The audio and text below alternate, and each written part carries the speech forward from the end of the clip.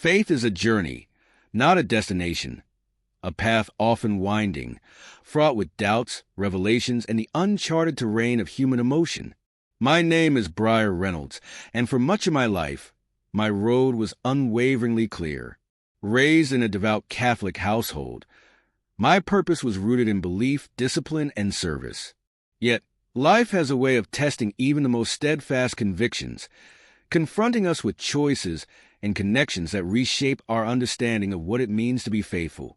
This is not a tale of rebellion, but of an inner struggle, a collision of ideals and human vulnerability.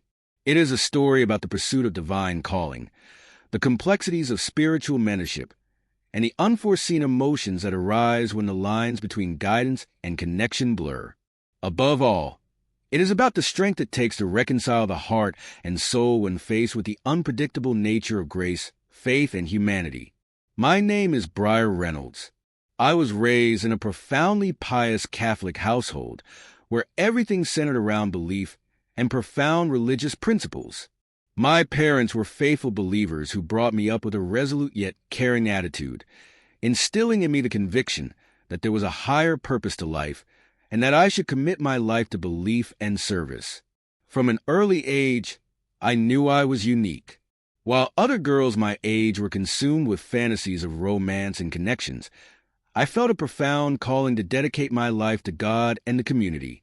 People frequently took notice of me, perhaps due to my appearance with my lengthy brown hair and vivid eyes, or maybe because of my tranquil manner and the unwavering nature of my faith that I always strove to uphold.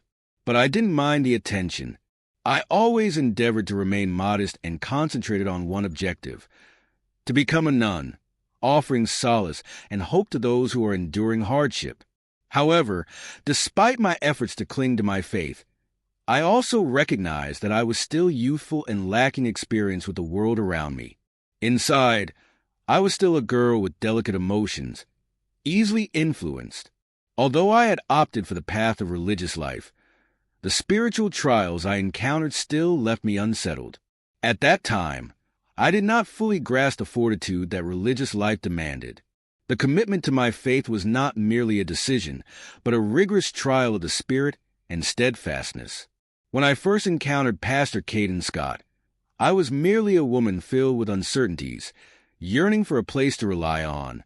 Caden was a tranquil and committed man of religion who emanated an exceptional serenity. He frequently appeared with a serene smile, a calm gaze, and a gentle yet impactful manner of speaking.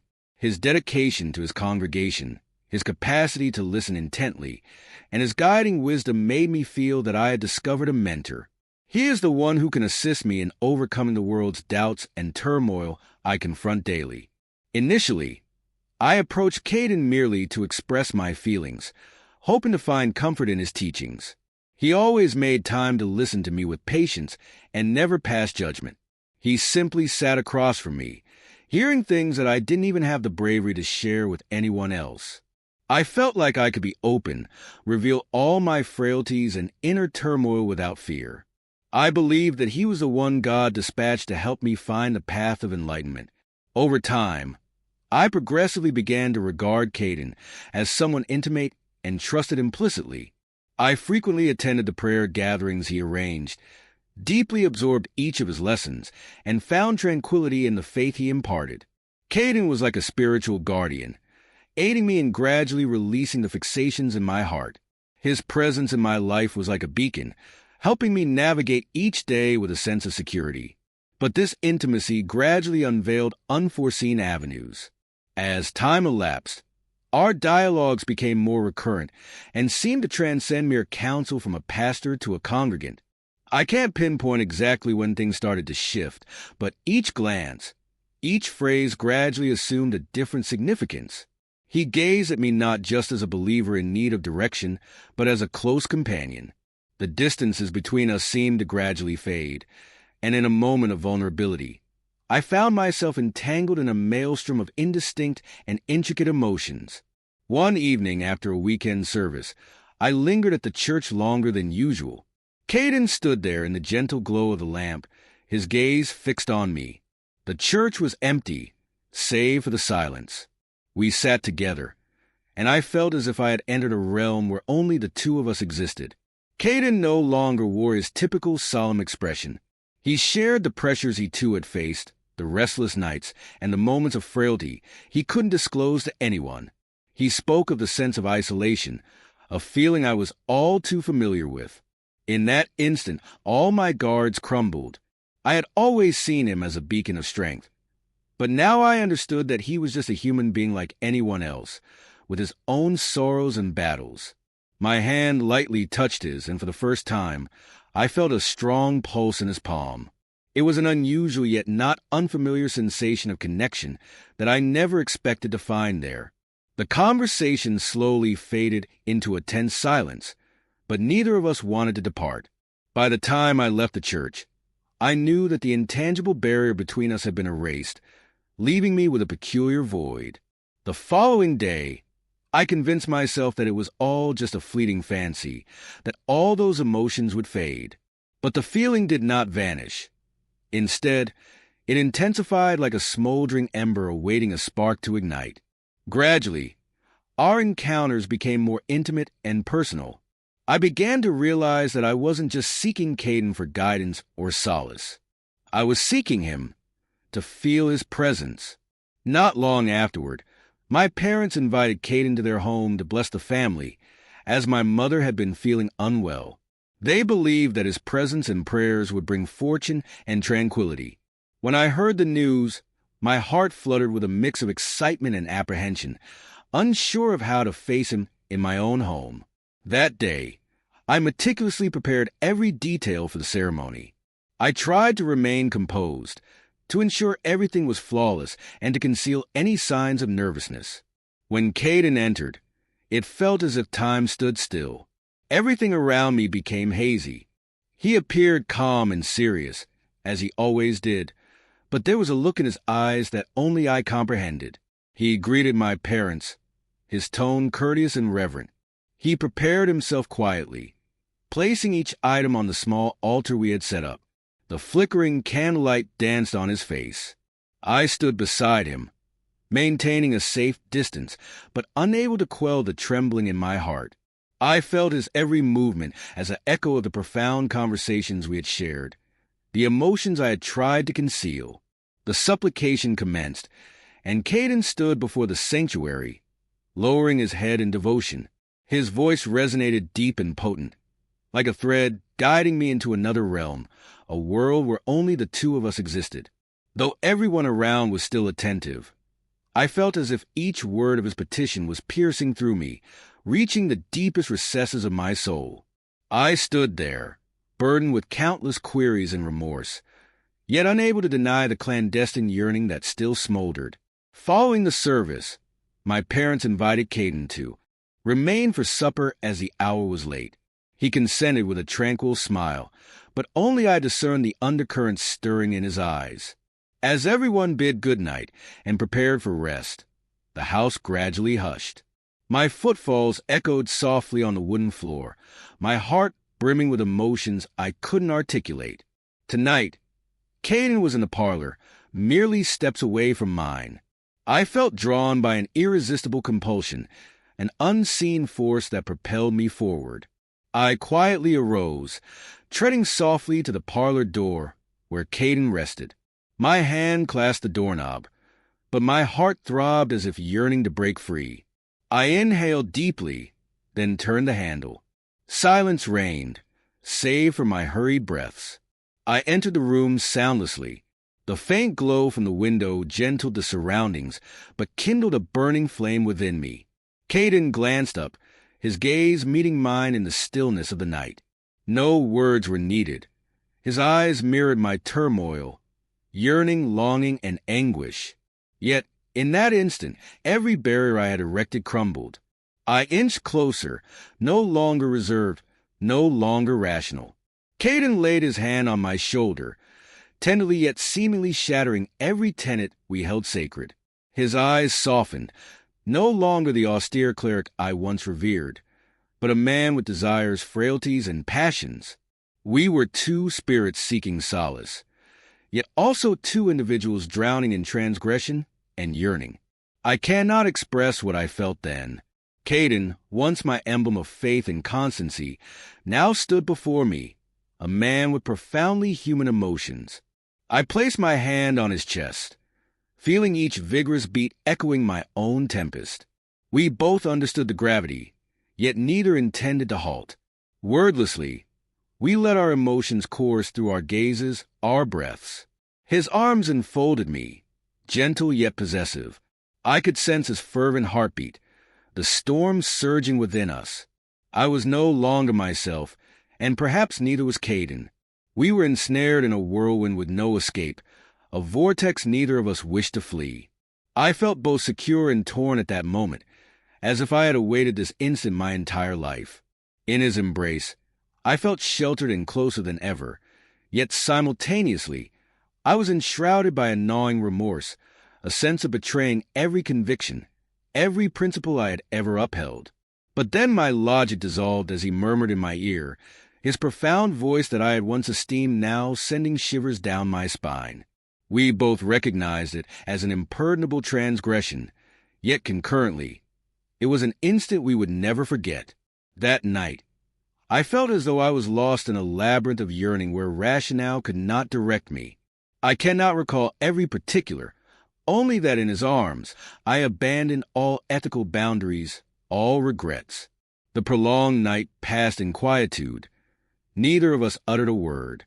There were only embraces, caresses, and long-repressed sentiments. I am unsure how long I had been adrift, but as dawn gradually broke outside the window, I understood that I was no longer the individual I was yesterday. That night, after we had entirely lost our sense in Caden's arms, everything seemed to calm. I drifted to sleep with a feeling of both tranquility and anguish, unaware that this night would mark a pivotal change in my life. While the sky was still dim, I remained nestled in his arms, feeling the serene cadence of our breaths following a long night of allurement and wrongdoing. But then a harsh noise, a loud clamor jolted both Caden and me awake. It was my father. He had glimpsed us through the door's crack, left ajar since the previous night. In that instant, dread and alarm surged within me. My father stood there, eyes wide with astonishment and let down. He could not fathom what he had witnessed, and Caden and I were at a loss, gazing back at him in muted horror. My father bellowed, his voice echoing through the house, leaving both Caden and me dazed, bewildered, uncertain of how to confront him. The atmosphere in the room seemed to solidify. His imprecations pierced deep into my core. I felt each dagger plunge into my heart, regret and disgrace swelling as I faced my father. Caden stood silent, head lowered, and I dared not meet his gaze. I grasped the magnitude of my failure, shattering all the trust and esteem he had invested in me. My father spoke no further, but his eyes brimmed with agony. He turned and departed in fury, leaving the two of us in utter silence.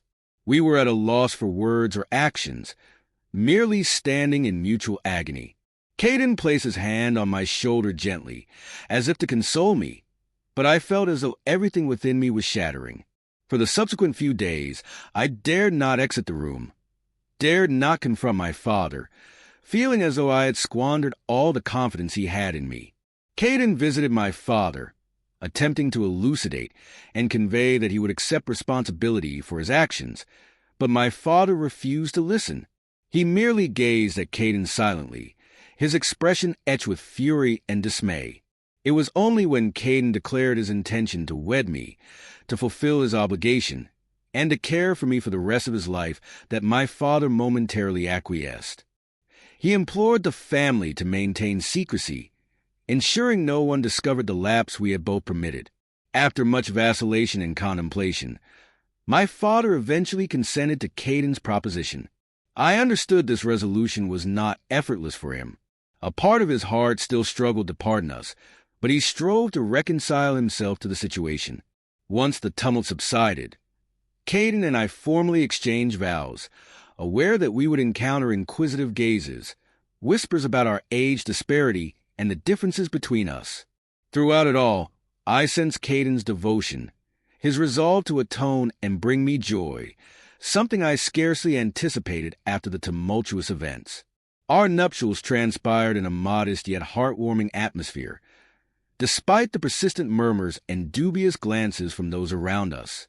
We resolved to surmount all obstacles and trials together. Caden became my lifelong companion, the one I could depend on in my frailest moments, and the one willing to forsake everything to stand by me, defying opposition and derision from all quarters. Though my father grudgingly accepted, I knew his heart still harbored unforgiveness. This cognizance haunted me, yet it also fueled my determination to validate my worthiness of Caden's sacrifice and my father's leniency. Post-wedding, Caden and I embarked on our new life, confronting myriad challenges. We endured scrutiny and rumors from the community. Despite Caden's esteemed position as a pastor, he was not immune to critique for marrying someone significantly younger amidst such contentious circumstances. Nevertheless, amidst the gossip, we garnered support from a few understanding individuals who recognized everyone's right to love and be pardoned. The most profound conflict resided in my relationship with my father. Though he assented to our union, I knew forgiveness eluded him. His gaze no longer held the same pride, but was tinged with disappointment and detachment. I was cognizant of the pain I had inflicted, shattering the vision he had nurtured for me. In the initial years of our marriage, meaningful dialogues between my father and me were scarce, yet I persisted. I remained by his side, assisting him in every aspect and occasionally sharing life's simple joys. Gradually, the tension between us eased. With time, my father and I slowly repaired our bond, and I felt a semblance of our former closeness returning. As for Caden, he honored his vow. He became a devoted spouse, steadfastly supporting me. In recompense for our trials, he was not merely my lover, but also my life's compass, guiding me to transcend my errors and evolve. Through his dedication and genuine affection, I learned to confront myself, cherish every moment, and love others wholeheartedly. In retrospect, I realized my journey was filled with lessons. The anguish and suffering were not merely penance for my missteps, but also a path to self-discovery. I comprehended that love is not always uncomplicated or straightforward. It may emerge from unforeseen, even unfavorable circumstances, but it is through these trials that we grasp the authentic worth of pardon, forbearance, and boundless love. Ultimately, my narrative can conclude with a tranquil resolution. My existence with Caden steadily settled. We established a dwelling, though not flawless, yet sufficient for us both to find contentment. The tempest subsided, the blunders were acknowledged, and we resolved to construct a fresh future together. I was no longer the frail and reckless maiden of yesteryears, but evolved into an individual cognizant of the worth of affection and absolution. Such was my odyssey, an arduous journey yet culminating in serenity when I grasped that life is never immaculate. It is through errors and adversities that we can discern the genuine essence of love and felicity. In the wake of my encounters, I apprehend that love and bonds can be a wellspring of fortitude, yet can also readily transform into an arena where we falter. If there is one counsel I wish to impart to all, it is to invariably uphold your personal virtues and tenets, irrespective of the situations. Refrain from allowing your sentiments to run amok and disregard rectitude. Above all, acquire the skill to confront your missteps with sincerity and valor. Occasionally, confessing your errors and devising means to rectify them will yield greater harmony than attempting to conceal them. Simultaneously, treasure those who cherish you and avoid letting myopia or a fleeting lapse annihilate those invaluable ties. Lastly, cultivate the art of pardoning yourself and others. Only through mastering leniency can we uncover authentic bliss.